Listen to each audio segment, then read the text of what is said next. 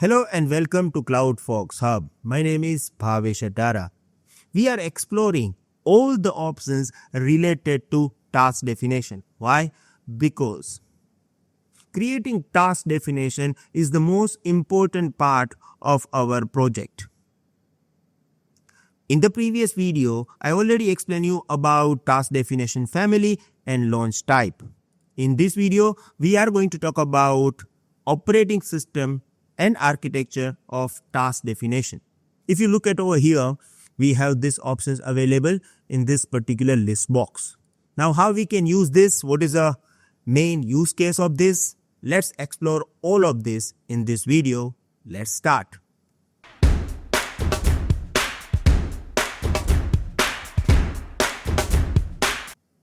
This is step number 5.3, operating system and architecture. Let's start with point number 1. When you define task definition in ECS, you must tell which operating system your task is built for. Right? Mainly we have main two operating system. Either we are launching our task in Linux or Windows. If you have Linux based operating system, you have to choose Linux. If you have Windows based operating system like .NET application, you have to choose Windows. Right? You can directly select this from this particular list box. Another most important part along with operating system is actually CPU architecture. We have x86 64-bit processor from the years, but now ARM based processor is also getting popularity. So maybe your application development is actually built for ARM 64. Now in this case, you have to choose ARM 64 from 64-bit from this particular window, which is a kind of CPU architecture. Now, this tells ECS. Now see, what is a use case? Understand this use case. You are, by selecting this option, you are telling ECS, my container is made for this type of system. Please run it on the compatible machine. Right? There is a misunderstanding, like people having this misunderstanding. So let me explain you misunderstanding to avoid. You are not selecting EC2 instance, OS or hardware here. You are telling ECS, please run my task on an EC2 or Fargate host that matches this detail. Right?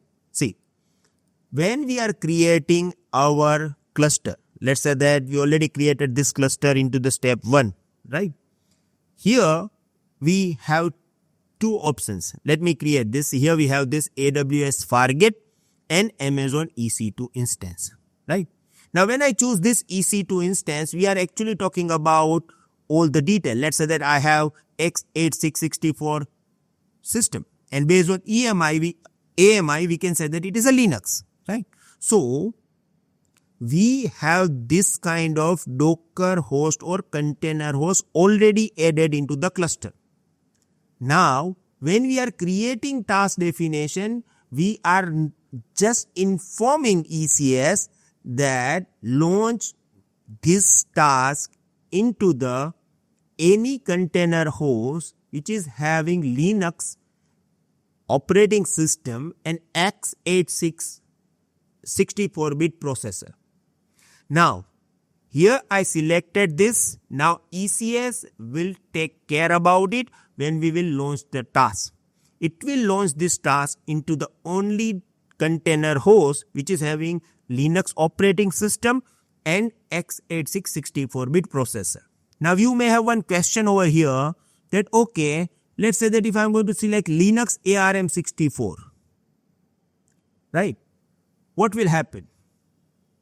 I created cluster already, and while I created this particular cluster, I choose Linux plus x86 64, right? It was my ECS cluster infrastructure. Now, while I am creating this task, I selected Linux ARM 64. So, what will happen? So, when you will launch task from this particular task definition, ECS will find out that do you have Linux and ARM 64 based EC2 instance? If it is not there, your task will be failed. It is not going to create new EC2 instance or container host. Whatever you are selecting over here, this type of EC2 instance must be there in your infrastructure. If it is not there, if there will be mismatch between your task definition OS and your ECS cluster infrastructure OS, your task will fail. Okay, so keep this in your mind. Now, how ECS use this info? Once you set OS and architecture in the task definition, let's say that I am selecting Linux plus x86-64, right? Our application is actually based on this Linux and x86-64. It can launch my task into the EC2 instance based on x86 processor with the Linux operating system, or it can launch my task into the Fargate, right? Fargate supports this. Now, if I want to select Linux plus ARM64, right?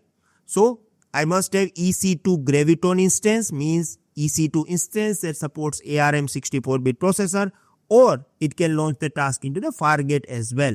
So, Fargate supports both x86 and ARM. Windows x86-64 supports EC2. Now, let's say that you have Windows-based application, .NET or IIS-based application, and you want to launch your task into the Windows-based container host.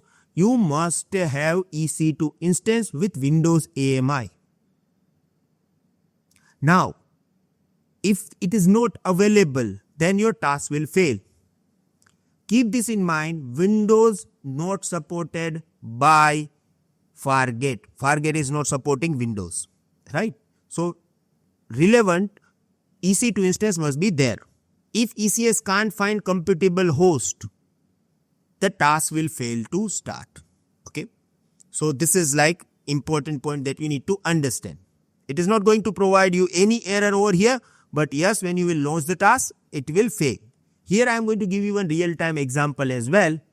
Sorry to interrupt you. I know you guys are enjoying our video a lot, because our final ultimate goal is Solution Architect Certification exam.